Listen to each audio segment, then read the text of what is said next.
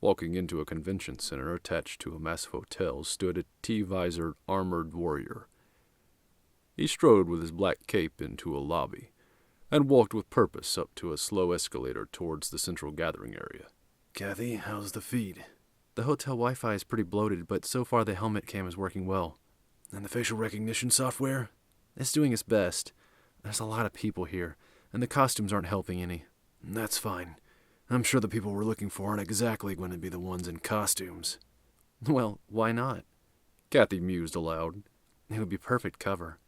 Like 3 guys walking into a back room wearing cartoon villain costumes? Oh boy. Adam walked in behind them and peered into the back hallways. 3 men stood a ways before him and cracked open a cash box belonging to one of the vendors. Sorry, fellas. Where's the bathroom again? One spun into a fist. The other pulled a fist back, but got a boot to the knee and a palm to the head before he could find a place on the helmet to strike, or the courage to do so. The last tried to take off with the cash box, but Adam just lifted a chair and launched it. It smashed into the man's legs and tripped him heartily. The thug's head impacted the tin crate he carried, and his daze allowed Adam to merely walk up and stomp his head into the ground. Adam stepped out of the door and walked up to a security lady standing nearby. Crap. What is it? I know this volunteer. Oh, I guess you were right about the get-up being a good idea. Excuse me, security volunteer. I think you have an issue behind those doors over there. I saw 3 guys in a fight back there over money. Oh, thanks. And at that she waved on several others, and they took off towards the doors. I'm glad this helmet came with a voice augmenter. I may have to think about one for the mask as well. Not a bad idea, though I doubt many will recognize your voice in the criminal field. But voice recognition is an issue if I'm ever captured. Then don't get captured. It's not always that easy. When you get to the field, you'll see. I have been in the field, though. Not as much as I have, and not in as hairy a situation. And at the word hairy, a massive 8-planet suit walked by, and behind it was her. Hold on a second, Kathy. I need to talk to someone. Wait, did you recognize someone else? Nope. At least not from my distant past. Wait, who then? I'm turning off the feed. Adam, we can't. The mission. Security is on high alert now. We can take it easy for a second. And at that, Adam clicked off the feed from the helmet and approached a certain actress with a certain fashion line. Is this the way? The actress, obviously amused and admiring the costume work, looked up and smiled. I think you got the quote wrong, but nice work on the outfit. She was pegging him as a pretender, just there to impress for other reasons. Not if I'm trying to talk to you. An aide stepped up to intervene. Excuse me, sir, but she'll be available for autographs and one last panel later. No, wait. It's me. And at that, he clicked on the light in his helmet that made his face light up, and she recognized him. The aide also recognized when it was time to make some space. Oh, hello there. I didn't know Mr. Phoenix attended World Dragon Convention. I don't usually, but I heard there might be some interesting people here. Well then, I suppose you found one? Bulb flashes began to go off nearby. I'm not the only one, Jet said as he flicked the light in his helmet back off. Many a bystander and amateur news found the two together in the lobby after a panel and wanted to cash in on the internet and event gallery photos. Can you blame them? Your costume's a hit. Thanks. It's amazing what you can rent nowadays. Oh, you didn't make it yourself? Trust me, I'm a very busy man. When I'm not at your fashion shows. Very well. Let's pose for a few and then we can escape into the back tunnels. Fair enough. And so they did, until the aide approached. Ma'am, you have another panel in 5. All right, thanks. I'll leave you to it. You won't come? Actually, I think I might. This way.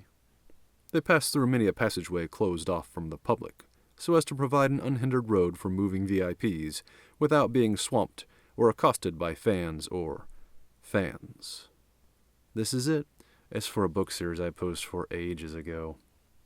She pointed to a door with a poster covering it. No kidding. I think I saw an action hero in the 90s wear those exact pants. She bit her lip with a chuckle in a mischievous way before giving him a knowing look.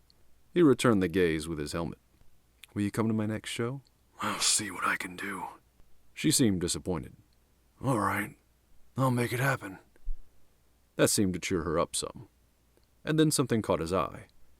Several men rapidly moved down the hall behind her out of view. Adam watched them over her shoulder. Tell you what, though, I need to use the bathroom first. I may be a bit. This is notoriously hard to get out of. Oh, she stifled a smile. I can understand that. And at that he walked past her fairly quickly. Oh, she said to herself with a grimace, thinking the call was fairly urgent. Adam spun the corner and saw a door close. He tapped the helmet to activate the feed again. Kathy, I'm following several men not in costume, and looking a bit out of place, walking briskly down the VIP halls. Can you get security cam footage? I just got access, but you had your comm off. Sorry. Where are they now? North stairwell. Adam jogged there as fast as he could without arousing suspicion, though he was mostly alone. Those cameras are offline. The wires are snipped. That's funny. The feed is normal on my end. That must explain where they disappeared to. Someone must have looped the footage or paid someone in the hotel business not to care. Where am I on the schematics if I move 90 feet past the last available camera? Several cooks walked by, counting cash in their hands. You're near the kitchen. Looks like someone paid the help to take a paid break. Let's see what the replacements are cooking up. Adam peeked into the door. Several men shoved some people with bags over their faces towards the loading bay. Some very feminine-looking bag-headed individuals. There we go again. Ding! One of them is wanted in several states. He's an illegal immigrant from Mexico. Murder, rape, human trafficking, the whole 9 yards. No time to wait. Am I in a dead zone? Stay there between that wall and the doors, and even if the cameras are recording behind the loop screens, I can't see you. And at that, he removed the helmet and placed it on a shelf and slid a blue shadow quick-change hood over his head. Excuse me, fellas, but what smells so bad in here? Some spun, only to get hit in the face with a thrown massive stainless steel pot. Another took a foot to a knee, and a pot to the face. The final one pulled a knife and flipped it around backwards and set off to spar. You know the usefulness of a knife is its reach, right? Blue taunted, as he pulled an extremely long knife off of a rack. The thug lunged. Blue easily stepped back out of its reach, and then swung his blade and sliced the man's suit open to the skin. A small trickle of blood showed on the man's shirt. He looked down, then back up. But that second is an eternity in a fight, and the knife came across his face that time. The blood trickled into his eyes, and he tried to back away, desperately swinging the blade to protect himself in his new blindness. Blue merely shoved a massive shelf of pots and pans over on top of him. He tapped his earpiece. Blue, they're getting away. Loading dock, hurry! I have a little surprise for them. Blue pulled a small round orb off his belt and twisted it in two as he marched out the doors and tossed both at different places on the large catering truck pulling away. One orb hit the wheel well and another the back doors. There they stuck. As the thugs pulled out of the alley at high speed, the orbs detonated right as they turned onto the road. The truck flipped.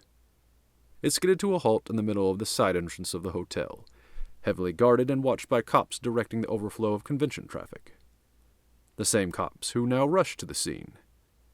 The back doors fell open, and several girls in costume rolled out, alive but scratched up, and with bags still on their faces. Several men scrambled to get out as well, but police standard-issue Glocks were suddenly well aimed at them, especially when the guns they had came into view in their tangled jackets. Adam looked on for a second as he passed back into the kitchen, replaced his helmet, and moved back into the halls. The panel. He walked inside. It was empty. Dang. Adam turned his feed back on in the helmet. You think they'll try anything else today? I doubt it, Adam. The police band's already alive with searching and securing the entire hotel for human traffickers. Good. He sighed.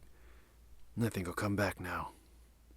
From what I've observed about your life before the Cape, I figured you'd love to stay at an event like this. Rule 1 of conventions, Kathy. Never go alone. Besides, there's more training to be done, and we still have to find out who's coordinating all this. and at that, Adam walked towards the main entrance. But as he passed by the ballroom, he caught a glimpse of some unscrupulous lads jeering at an unfortunate lass who was attempting to ignore them. It suddenly became clear that they were at least mildly intoxicated. It also became clear that the lady was Lucia's aide, and then one of them touched her very inappropriately. Adam took a step toward them on a mission to make sure they learned a hard lesson very fast. But suddenly another hand came out of nowhere, and busted the back of the lad's head with a flat slap. This was accompanied by a stomp to the back of the knee. This caused him to slam his head into his pal's head, breaking his nose, and to fall forward into his pal's, and they all three fell into a heap, like a Three Stooges skit. Security finally managed to push their way through the crowd. The girls Lucia was taking photos with looked on with open mouths, stunned, but happy with what they saw. Lucia spoke to her aide in tones no one could hear, and she nodded. I was about to step in, but I saw you had it handled, Adam said through his helmet. Oh, there you are. You never came back to my panel. I was indisposed longer than I thought. I did figure it would go on longer. Well, they moved up the schedule without telling us, and that happens. The aide made a noise. Oh, it's okay, hon. You can take the rest of the night off. Please go to your room and chill. She was visibly relieved, and walked off to talk with security about repercussions on the drunks. I have some time still if you do, Mr. Phoenix. Please, I'm in disguise. You'd be surprised how many ask for handouts and who. Fair. Then what shall I call you tonight? How about X? Sounds delightful, Mr. X. Just X, if you please, he said in an odd tone. She giggled in recognition. A certain soundtrack played from a very specific song in a movie. Do you dance? Jet asked. Not in a while. At least not with someone. Do you? She answered. I don't, Jet confessed. But I can pretend if you can work with that, he added. I can. Then shall we? He posed dramatically with a bow and a hand offering for hers. We shall. She, in character to match, graciously accepted, and they proceeded onto the dance floor. I feel like we're doing something from one of those mystery cartoons. Yes. And at that, the music slowed. Well, may I have this dance as well? You may, but only if you take the helmet off. Adam hesitated. It should be dark enough in here. Very well. And so she lifted it off his head and held it behind him, as they swayed to the slower song from another decade. You know, if we had secret identities, now would be the time to accidentally reveal them. The last time I saw that movie was a long time ago. But wouldn't we have had to interact already in those identities? Who says we haven't? She playfully returned. Me. I'd know if I met a lady like you before. Besides, it's not possible to truly hide that much evil character for long. Oh, come on, she wasn't that bad, just mistaken somewhat. Adam gave her a look. Okay, she was pretty messed up, but that was some excellent acting, you have to admit. It was, but that's a different category. Fair enough, Mr. X. They danced and bantered until the music was over. I'd love to stay longer, but I have panels and things to do before tomorrow, she said as she handed him the helmet. I have obligations as well, he said as he placed it on his head. Mr. X? No, I can't go to your room. I wasn't going to ask that. She knew from his tone he didn't really think she was going to ask that, and she returned her answer with a joking scorn. Will I see you again? Possibly not always at the next show. Adam stopped for a second. He was about to say yes, and his mind scrambled through his schedule, which was the Blue Shadow. His life wasn't his. He wasn't really rich. He wasn't really able to have that kind of free time. This was all an act, and he suddenly felt miserable for it. It could not go on down this path, no matter how bad he wanted it. A madman was on the loose, and getting away with who knows what, and he was entertaining spending his lack of spare time with a woman he never counted on actually existing. He paused, waiting for the words. She seemed to sense his hesitation. Like that a lot. I'll see what I can free up. But I don't think it'll be much. That same look of creeping, subtle disappointment appeared on her face as her eyes trailed away. At the least, I'll make sure I can make the shows. Deal? Okay, she said with a look back up at him and a slight smile, then walked away, looking back one final time before stepping into an elevator and watching him as the doors closed. Adam found himself watching the elevator far too long, then found himself and clicked on the feed again. Back, I see. Sorry, Kathy. Mr. Phoenix business, and not Hrack's business. I'm going to respect this person's privacy. I understand. That's nice, actually, she said, genuinely processing that and appreciating what he said he was doing. Thanks, he said, and meant it.